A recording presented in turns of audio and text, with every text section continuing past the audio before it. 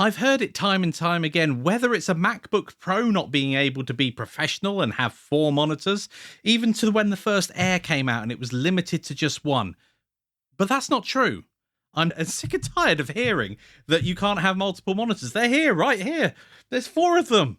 In fact, later on I discover you can have more. Let's have a look. I'm Mike, your creative tech chap. Let's have a look at multi-monitors on the MacBook Neo. Okay, so as we go, I'm going to keep the activity monitor on down here so we can see things like the memory pressure, etc. Now, I do actually have Resolve. I'm editing this video and realised one of my recordings didn't work out properly, so I'm just re-recording it now. Oh, this is annoying. I think a recording failed. Oh, that would be annoying. What's the timestamp on that recording? No, it's just not the same clip. Okay. Uh-oh. Once you have devices connected, you'll want to organize them, change the resolution. In fact, on this monitor, you can see it's not filling up the entire screen, and that's because I'm going to use it so we can capture some screen footage. Opening up system settings, and I'll bring it up onto this monitor. I'm going to make it full screen, and we need to go down to displays. Once we've done that, we can see our displays that we've got, and when you click on each one, you'll see that it will just cycle through different options. We've got the AW3423DWF. That's this big monitor in front of me, my main monitor. That is connected, and this is what people are talking about when you can only use one monitor, is the connection here. Now, this particular connection is via the CalDigit TS4, which is just behind the monitor over there. So we've got the cable coming out of here going into that dock, and then there's a DisplayPort cable going out into this monitor.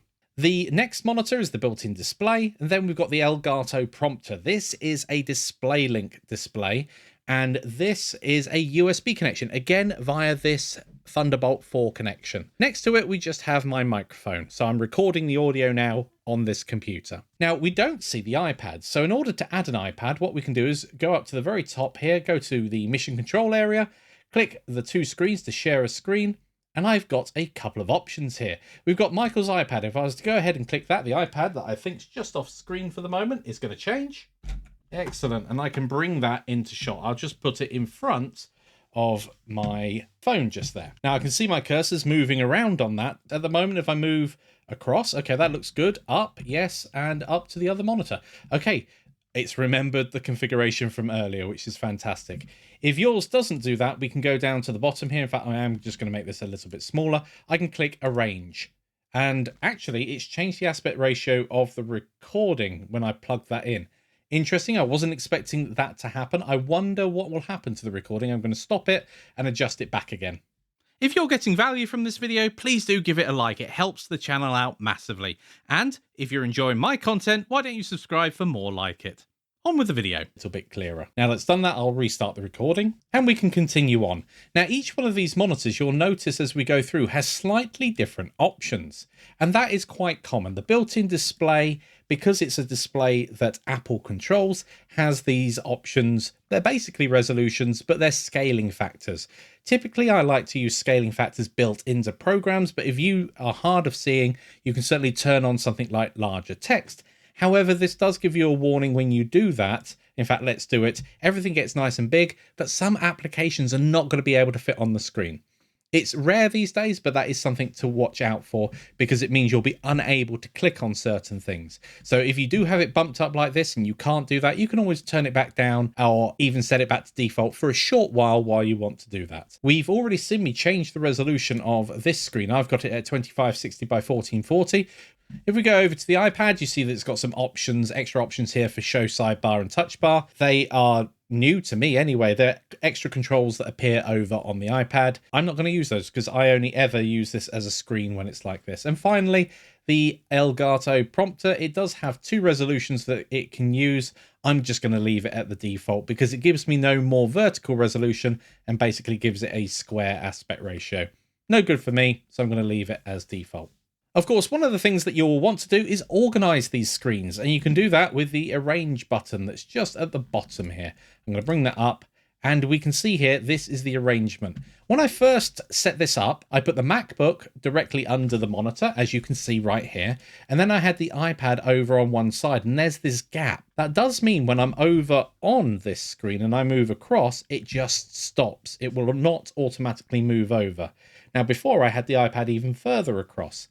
In order to do that, even though it's not representative of where the monitors really are, I do want to be able to move from this screen to that one, so you do need to put them up against one another. And you'll notice these grey out slightly and then come bright again. If you try and move something while they're greyed out, it just won't work. And the same here. I want to be able to go up, but not all the way to the corner before I disappear to the screen at the top there. So even though it's, well, actually it's a bit more representative if I had this as the ultra wide, but I can click, oh, let's just make sure it's solid again. There we go, click, got a red outline, and just move that across like so.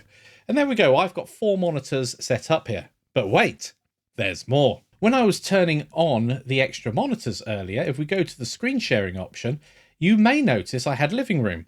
I can turn that on. I'm not going to do that right now, but what will also happen, and I discovered this whilst playing around, we will see here, if I go ahead and open up my MacBook, it will appear on the screen. And yes, this is a very odd use case. Typically, you probably wouldn't share to another laptop, but being able to do this to another laptop that's on your account or an iPad, perhaps you would want to mirror that display.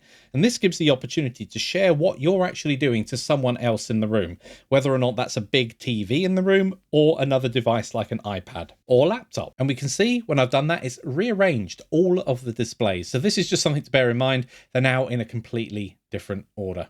Now, I don't want that, so I'm just going to stop extending to the screen.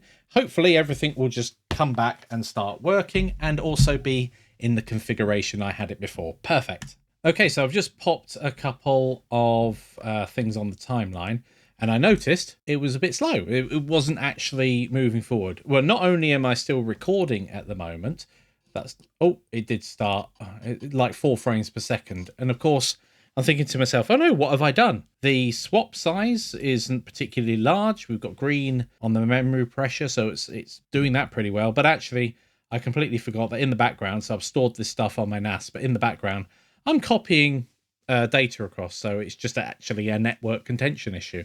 So I'm going to give it 5 minutes, come back, and hopefully we'll have everything working. So for the next couple of hours, I edited this video absolutely fine and screen recorded it. I'm actually really impressed with the capabilities of this computer. I've certainly found some drawbacks to having it, but actually a lot of the naysayers about it, I am genuinely surprised. I think they've got their professional hats on and not necessarily the beginner in mind. If you do this sort of thing professionally, then this probably isn't the laptop for you, with the exception of a portable device that you perhaps move around with you to do things like recording audio that I've just done now. Obviously, there are different bits of equipment you could use for that as well, but I've actually found this quite useful, moving it around the office, having a proper microphone plugged into it and being able to do things like voiceovers like this. Everything you've seen in this video was done on this Mac. And the only hiccup I had was when I forgot that I was transferring data to my NAS and it was down at 8 frames per second. I was like, uh-oh, have I put too much on the timeline? Genuinely, the computer was no less responsive than any other computer would have been. The only thing that I would have liked is to have it on the network so that when I press play, it was just a bit quicker. But that is not a failing of this laptop. That is a failing of my wireless network and not actually plugging it in with a cable. Brilliant. Now, I've really enjoyed that little dive into how many monitors can I get working on a MacBook Neo. Of course, this applies to all Macintoshes, and in fact, PCs as well can use DisplayLink software. So if you don't have enough outputs on your computer, especially if it's a laptop, that's it for this video. If you've got any questions about the Neo or anything in general to do with Blender, ask them down below in the comments, and I'll see you in the next one. Oh, was I not recording? Dude.